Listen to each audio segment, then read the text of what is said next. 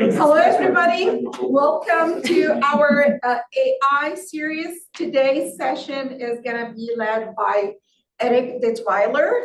He is Associate Professor of English and the Director of Public Writing and Rhetoric Program. These AI series, just to give you a little bit of overview, it is an initiative that is sponsored by the Provost Office. Thank you, Brian, for being here supporting these AI series. It is going to be over, hopefully, multiple years to build capabilities and raise more hands-on experience on AI and all of that. All of the AI workshop series, in addition to being sponsored by the Provost Office, it's also sponsored by the College of Graduate Studies under their initiative of Grad AI. Unfortunately, Rasha Al-Kadiri was not able to be here with us today due to other commitments, but she will keep updating us on the Grad AI initiative in the coming workshops. The floor is yours. Thank you, Eric, in advance. Yes, so thank you all for being here this afternoon. I know it's an especially busy time of the semester. As Sam mentioned, so I'm associate professor in the English department, and I direct the public writing and rhetoric program. So I've been especially interested these last few years in what these kinds of technologies mean for how we teach writing. You know, my research focuses on the history of writing education, its present state, and also how digital technologies kind of change the way that we relate to and use language to communicate with one another, which obviously, you know, these kinds of tools have been a big part of that over these last few years. I wanted to focus a little bit on information literacy here, both because I think it's an important component part of like how AI figures in to kind of higher education, the way it shifts students' relationship to the information that they're getting kind of through the internet, through these particular kinds of tools. And also, hopefully for any of you who teach courses in that information literacy corner of the True Blue core, this can be something that will maybe help you think about how these tools kind of fit in to that part of the curriculum.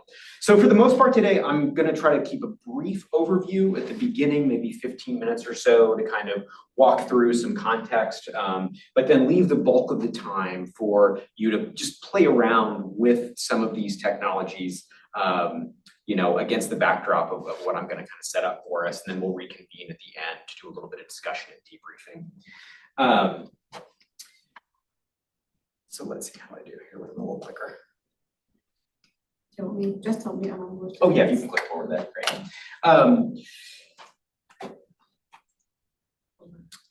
Yeah, great.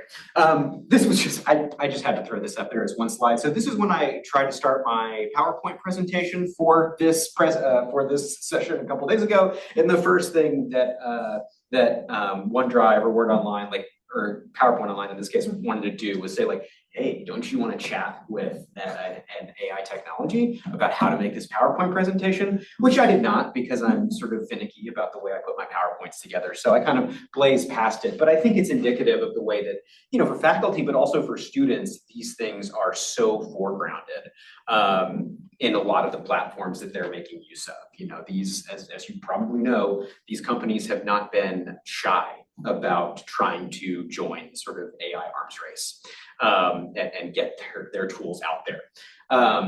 And so they're hard to avoid at this point. It's hard not to sort of end up using these things even when you don't realize they're using them, which is one of the things that I think is important for students to understand.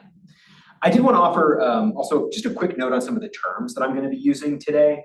Now, of course, I'm going to use AI. I've been using that tool, that term, but I also think it's important to keep the kind of language here that I've listed sort of in mind. So I put chatbots in my title rather than AI, because I think it's really important to remember that a lot of the tools that we have come to think of as AI in the last few years, ChatGPT, platforms like that, are in many ways, first and foremost, chatbots. They were developed to mimic the ways that humans use language in the world. They were not designed as search engines to give you correct answers to questions. They were designed to give you statistically probable responses based on the bodies of language that they've been trained on. And a lot of them have gotten like a little bit better at giving actual answers. Like, you know, at this point, if you're searching in ChatGPT, it is going to do some sort of like web searching to sort of pull in fresh information rather than just operating on like a closed system of past information that it's been trained on. But I think that's a really important thing to bear in mind, that in a lot of ways, the legacy of these tools is trying to imitate human conversation rather than trying to provide you with accurate, correct information. Another big term here, which many of you may be familiar with, is large language models. So just as a reminder, if you kind of like look under the hood of these tools, typically these are models that are trained, as their name suggests, on huge corpuses of language, scraping the internet, you know, scraping other kinds of collections. And then that's what they are using to generate those statistically probable linguistic outcomes. When someone asks a question or poses something to a chatbot, that large language model is the thing that is being used to go, okay, based on this corpus, what's kind of the likely language response here?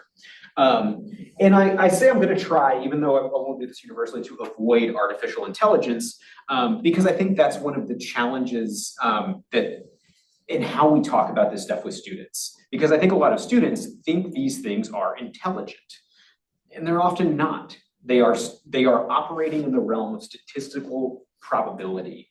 They are trying first and foremost to chat with you in a lot of cases. And again, from the ground up, even if they are often good at providing accurate information, they don't always do that well. The little image I have here is of one of the sort of early sort of natural language tools that that really attracted some attention, which is called ELIZA. How many of you heard of ELIZA? Good number of folks. So ELIZA was, as you can maybe read here, a mock Rogerian therapist that was developed originally as a program by Joseph Weizenbaum in 1966. And you can see like an exchange between ELIZA and a user playing out here. Is something troubling you? User, men are all alike.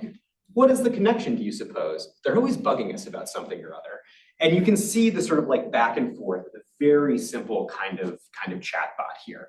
But one of the things that Weizenbaum noted is even as rudimentary as this tool was, people started developing an emotional connection to it and projecting a personality onto ELIZA. And he called this the ELIZA effect. And I think that's something important for us to keep in mind now. Even though these chatbots are a lot more sophisticated, I think there is a tendency for us to humanize them and project onto them in some ways more capability and knowledge than they actually possess because of the ways that they engage with us. And because a lot of them are structured in a way where trying to ingratiate themselves to the user and make the user feel like seen and understood and validated, it is such a part of what they're trying to do. And so again, with all of this terminology, hopefully some of the goal here is just like to maybe remind us and remind our students of like what these technologies are. And even if we're talking about AI in some way, shape, or form, to go, but like remember that intelligence part comes with a lot of caveats. Can you go back one? Yeah. There's one other big thing I want to frame with today, which is for me, and I think for a lot of us, like ultimately, the issue with these chatbots is a matter of trust.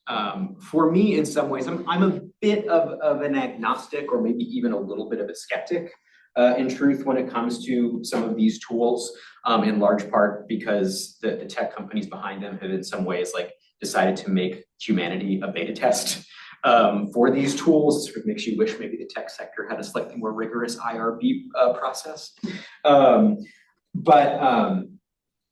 even though the technology really matters, I think one of the big things that has happened here is that it just potentially really undermines trust, where faculty start looking for plagiarism everywhere in a new way.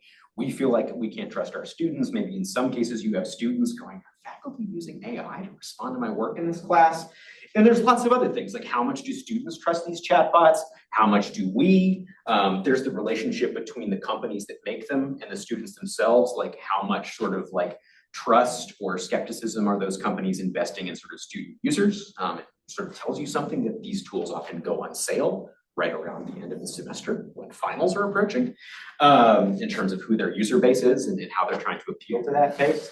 And then finally, even between these companies and universities, right? Like, how much are universities kind of like open to what they are offering and eager to adopt it? How much skepticism are we offering to novel technologies? And how much do these companies actually really care about universities beyond as a customer base and actually see themselves as offering a service that is like useful and not just sort of profitable? So ultimately, like, that's something I really want us to keep in mind and that we'll loop back to over the course of this session. It's like, how does this affect not just like the technological landscape that we inhabit in our classrooms and the way that we think about information literacy in that context, but also what is due to like the relationships and the trust that happen in the classroom? I think that's a really important thing to keep in mind. Which brings me to my next point, my next slide. So a lot of what I'm going to be drawing on here comes from a book called Verified. And it kind of does what it says on the tin. This is a book I use in one of my classes. It's by Mike Caulfield and Sam Weinberg, who both kind of work in the realm of like online information science. The subtitle of this book is How to Think Straight, Get Duped Less, and Make Better Decisions About What to Believe Online. And it really is just like a how-to guide that walks you through like, how do you verify the information you're encountering in online environments? What kind of strategies can you use to sort of like check yourself there? And one of the big terms that they use in this book is trust compression.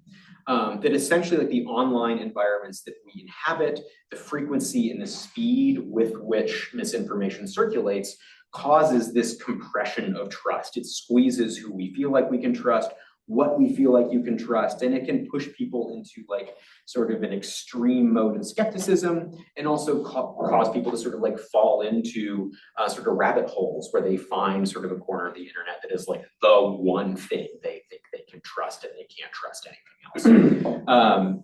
Yeah. Just want to make a comment. Yeah. The fact that we're even using the word trust, Mm-hmm. which is a very human act, Mm-hmm. suggests that there's a personification of something or there is a human element in it, Mm-hmm. as many people sort of believe. But anyway, just the fact that we're using the word trust when we're talking about a program, Yeah. strikes me. Yeah. Yeah, and I should note that for this book, like this book came out a couple years ago, so they have like a little postscript on AI. Most of this book is not about AI. A lot of it is more about like social media, search engines, kinds of things like that, where you sometimes see a little bit more of like a relationship, like what Twitter accounts do you follow, where you get your information, that kind of stuff. But yes, the AI stuff too, I think is really key, like whether you're thinking about, do I trust this program? Mm-hmm. Or am I thinking about whether I can trust the person who designed this program and like what kind of logic was behind it?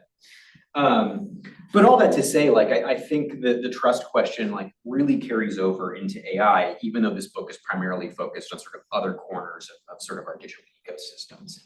And I'll jump to the next thing here, Sam. So the core of this book is something they present as the SIFT method. You can go about one more there.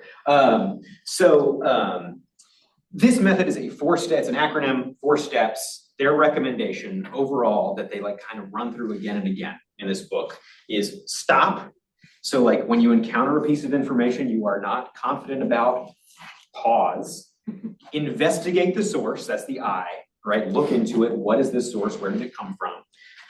F, find better coverage. So go out, see if you can find more thoroughgoing information about this thing. And then finally try to trace quotes and claims in media back to the original context. Like if you are finding a source that is claiming this person said X or this statistic is true, can you find where that original number came from? Can you find where that original quote came from and like put it back in context?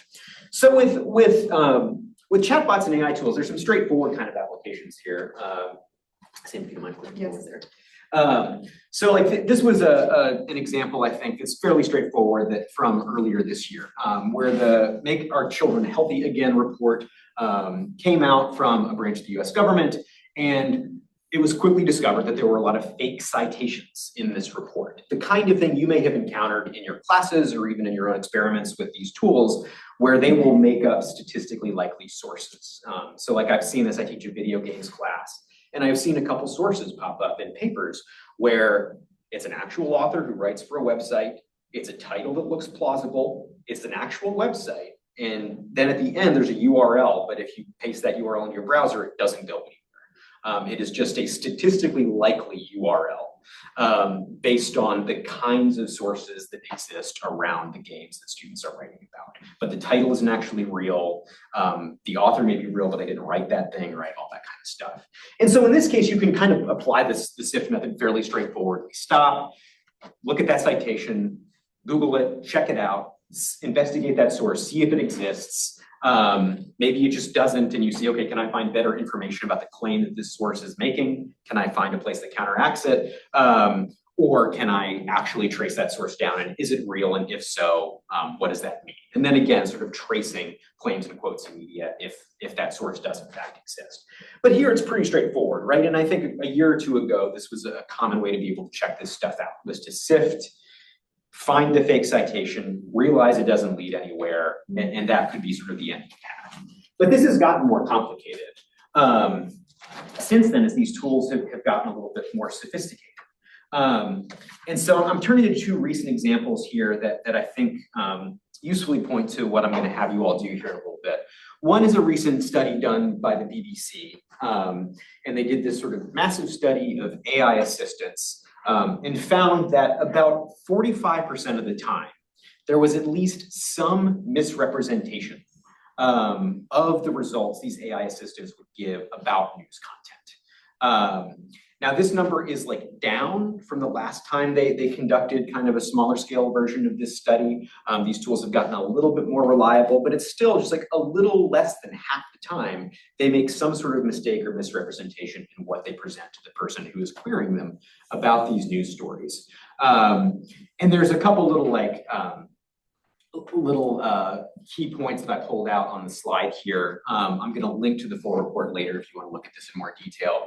But essentially what it runs down is that there have been some improvements since the last time they ran the study, but there are still these high error rates. One of them that is particularly prone to error is Google's Gemini, which, keep in mind, for a lot of students might be the one they actually end up seeing the most, because it's what's popping up automatically right under your search results when you do a Google search now. And I mean, their conclusion is there's progress in these areas, but there's much more to do. So, you know, it may be in these cases that like the fact checking you might do here, the information literacy questions for students are not simple like, check the source, see it's fake, cool. It may be like, how is this information constructed? How is it being put together? How is it being represented? Like the questions get trickier, I think, both for us and for our students. And why? Mm-hmm. That's also my question. Yes, we'll get to that in a little bit. Okay. It's a really good question, yeah. Eric, do I understand a sourcing error is an error with our ability to trace back to the source?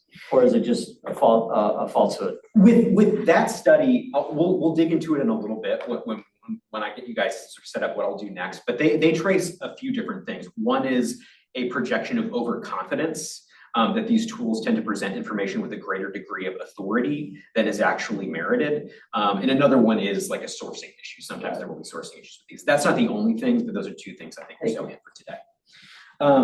The other thing I wanted to highlight, this is a Washington Post piece from just a couple days ago, but you know, they were tracking the fact that a lot of people are turning to these tools for medical advice. And they essentially asked a doctor to look at the results for a few different responses that ChatGPT would give when asked to provide medical advice and rank them.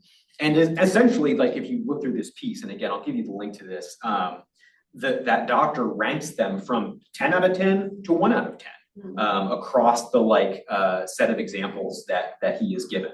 But I want to highlight this quote here. He says, it's in many ways smarter than I am. So this is that doctor speaking. It certainly has a more broad general repository of information, but knowledge isn't everything. ChatGPT doesn't know anything other than what it reads in a textbook or the wider information or the wider internet. As a result, the chatbot has a tendency to hit the target and miss the point. And you can look through some of those examples later if you want to see how that plays out. So with all this in mind, there's one other thing that I wanted to look at today. So Mike Caulfield, again, one of the authors of that verified book, has been doing a lot of work to try to figure out how to prompt chatbots more effectively to give richer, more context-driven responses to the queries that you ask of it. So this is just a screenshot, and again, I'll give you a link to this, to what he calls deep background, a super prompt to change the way you use LLMs. And you will see, this is like if you put it in a Word document, this is like a multi-page prompt that asks these chatbots to do all kinds of very particular things to try to give you a better answer to the queries that you get. I will note here that there is some LLM specificity. He developed this specifically for what were called the O3 versions of Claude and ChatGPT. So when we play around with this, you won't be able to just copy and paste it in and expect it to do necessarily what he is asking it to do. But it gives a lot of ways into, I think, considering how you can like configure your searches or your queries a little bit more carefully to get better responses. So we'll dig a little bit more into that in a second. I think that Caulfield's prompt begins to get at the difficulties of shifting from the sort of early gen kind of chatbots that we were encountering back in 2022, 2023 into like what it is like to sort of engage with these chatbots and the LLMs that are built on in 2025, where like the kinds of prompting and the kinds of information checking we're doing is a little bit more complicated. I do have to pause here before we move forward for just like one quick moment of like rhetoric nerdiness, since I am a rhetoric professor. I think one of the really useful things that you can keep in mind, and for my students, something I encourage them to keep in mind as they think about their interfaces with these kinds of technologies, is the difference between what rhetoricians call extrinsic proofs and intrinsic proofs. So if you have worked with students and you've talked with them about rhetoric, the thing that they likely know from high school, if anything, is ethos, pathos, and logos.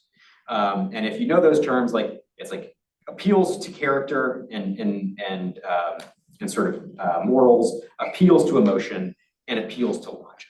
And a lot of times logos gets collapsed into just like facts, data, right? The real world equivalent of the moment in a CSI episode where they find the DNA evidence to prove who committed the crime. But there's a finer distinction here. So in rhetoric, we think about extrinsic proofs, which are the data, the facts, and the sources that exist outside of the argument you're crafting, that you can sort of pull in or rely on to inform an argument. And this is one of the things I think we have to keep in mind with these chatbots is what's the data they're presenting you with? What are the facts that they are claiming are true? What sources are they drawing on? And are those reliable? But there's also the intrinsic proof stuff. So logos really is like language use. How do we craft an argument in words? So you think about the way that we use language to like draw metaphors that make arguments. Even something as simple as like AI is the new personal computer or AI is the new internet. You know, those may seem sort of self-evident to some people who work at tech, but you can pause and you can go, okay, does that analogy actually hold up? Does that linguistic claim that claims a similarity between these two things hold water? Or is there another form of technology we could connect AI or we could connect chatbots to? And in that case, we get back to what that doctor said, right? That notion that these chatbots can have the information, but they can still miss the point because they draw connections or conclusions from data that don't actually follow, even if they sound right based on the language that they're using. And I think that's another, and in some ways almost more complicated thing we have to keep in mind here. How does the AI use language to string data or points together in ways that may not hold water? And it's another thing I think we have to keep in mind from a information literacy standpoint. And with all that in mind, I want to now get to like actually putting these things to work a little bit. So I've got on this slide, I've got a QR code, and then I've got just a link that will take you to a document that I want to work with for the bulk of the remainder of the session. And Sam gets that. So I'll leave that up for just a second, and I'll walk us through this document. You can see that it's bit.ly/infolitctm.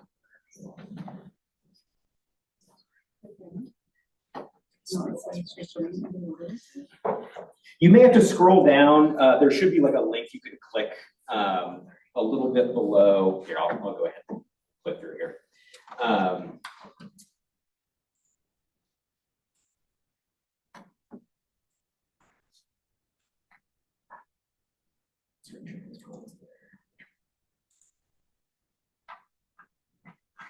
Clicking over to a different screen share here.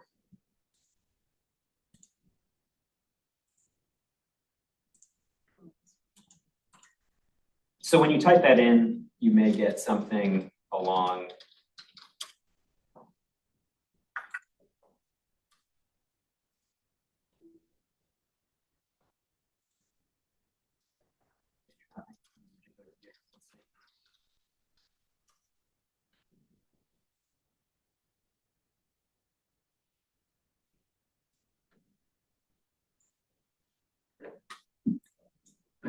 All right.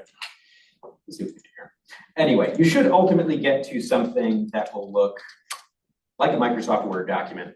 I got logged back out here, so I'm just gonna log back in real quick. All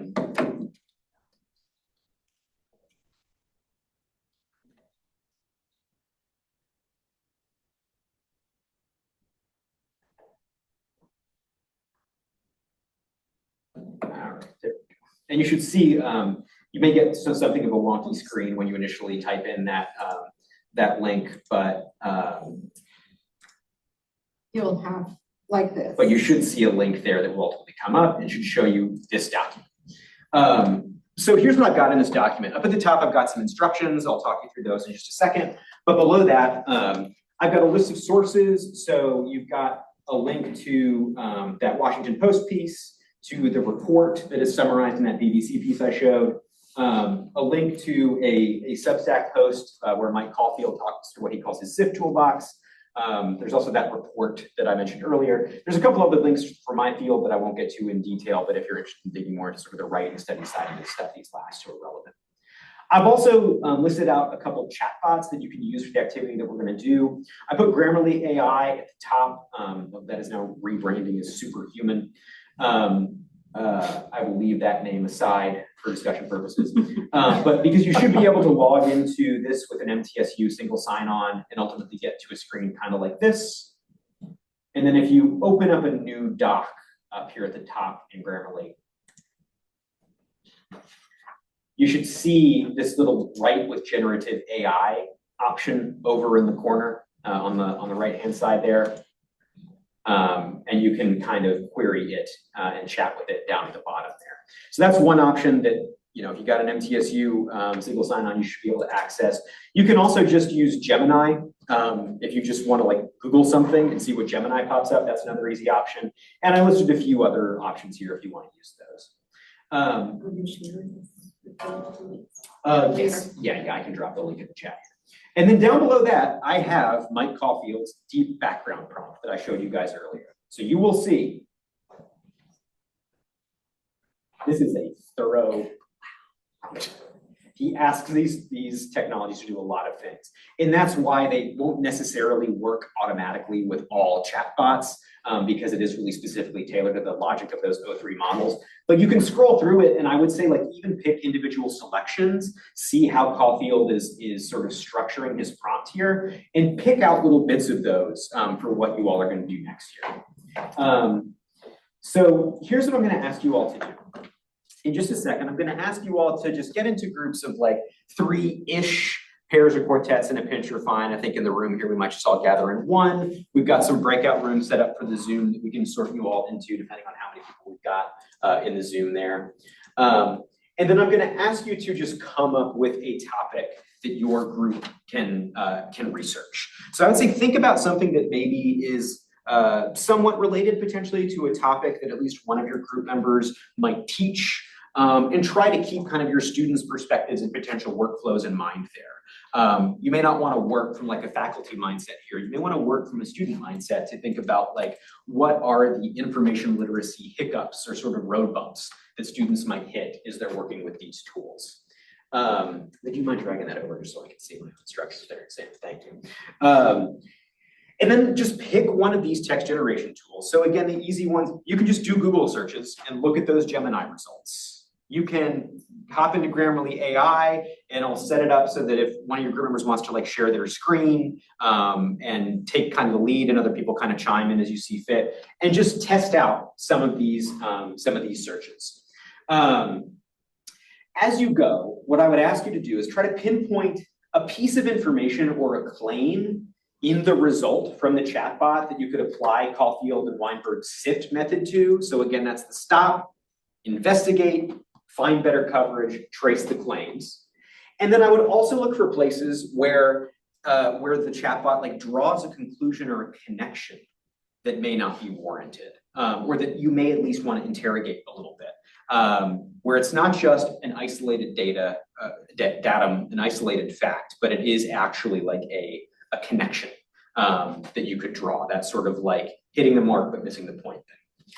So we have 5 online. Okay, I would say let all of them be on. I would say that's Right, totally. so we're gonna keep them here. Mhm. Can you repeat again what you want them to do? Yeah, so the instructions are in that document for those of you on the Zoom, and I'll drop the link in the chat here in just a second so y'all can access that if you don't have it handy. And basically move through those steps, kind of starting with step 2 through step 5. And then we'll pull back together, and I've got a few big questions for discussions for the last kind of like 5-10 minutes here. So how might this exercise inform or complicate how you teach information literacy in your courses? What potential issues of trust does this exercise raise, either for the student or teacher or technology relationships in your courses, or for the learning outcomes that are key to your courses and your pedagogy? And then finally, how can this exercise hone your teaching further? So that's what we'll come back to at the end. But for now, gather up in the room, gather up on the Zoom. I'll drop that link in just a second, and just work through these steps, and we'll roll from there. I'll pull us back together with about like kind of 10 minutes to go. So you got about 20 minutes to work on this stuff.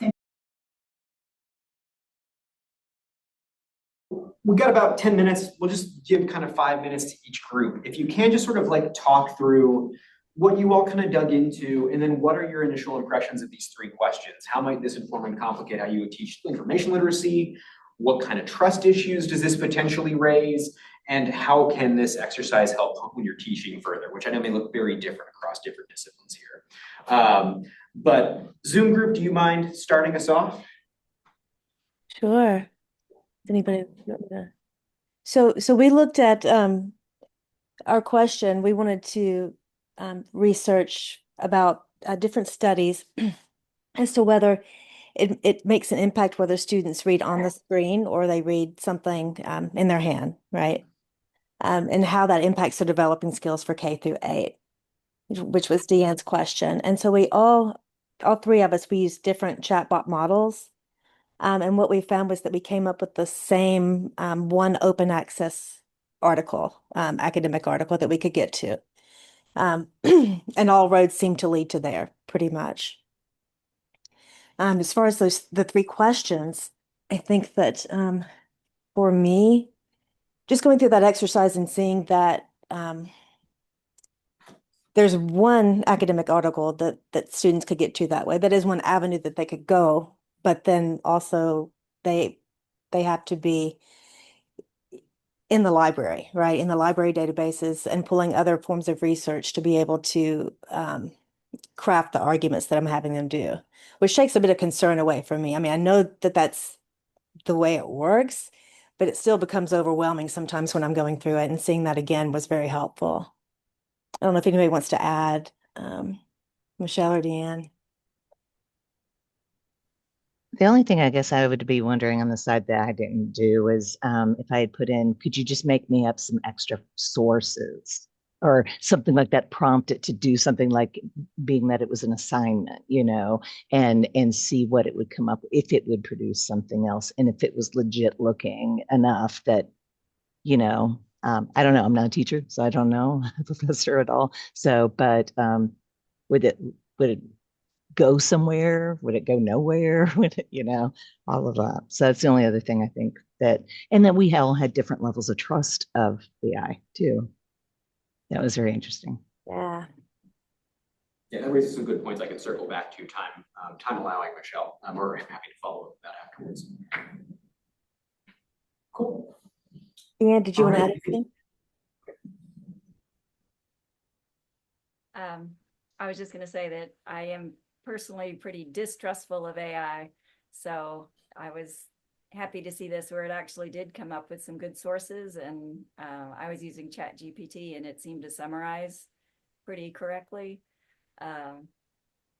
But yeah, even though, I guess because it's an open access article, it was on several different websites. So it kept citing those different websites, but kind of like it was a different source when it was just the same source, copied in different places. So like Cassandra was saying, it's still important to find other articles that have the wide variety of viewpoints on the topic.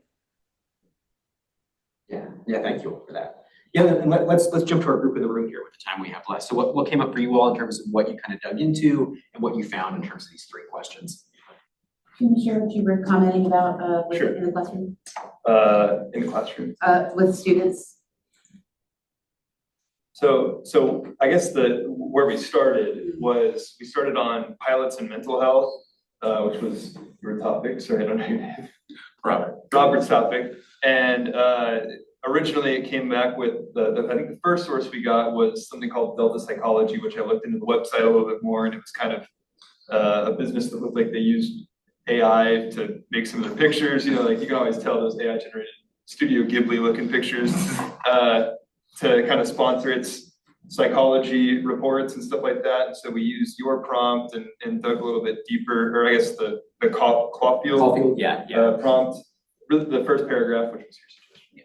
And then we asked it to please provide only legitimate sources, basically, and it started giving us some scientific reports on how many pilots did or didn't report mental health issues or felt uncomfortable. And so we use that as kind of a way that, hopefully our students will use this to dig a little bit deeper, because it would be good if the students had, rather than just trusting its first version, had the iterative process of going through it and at least getting some repetitions that they're relearning the concepts in the class, rather than just, trusting the first thing. Right. Because I do tech stuff and, I'll have them go and, what's the best way to protect your privacy? And we'll give them, set this up on your own home network. Well, they don't know how to do that yet. So, yeah.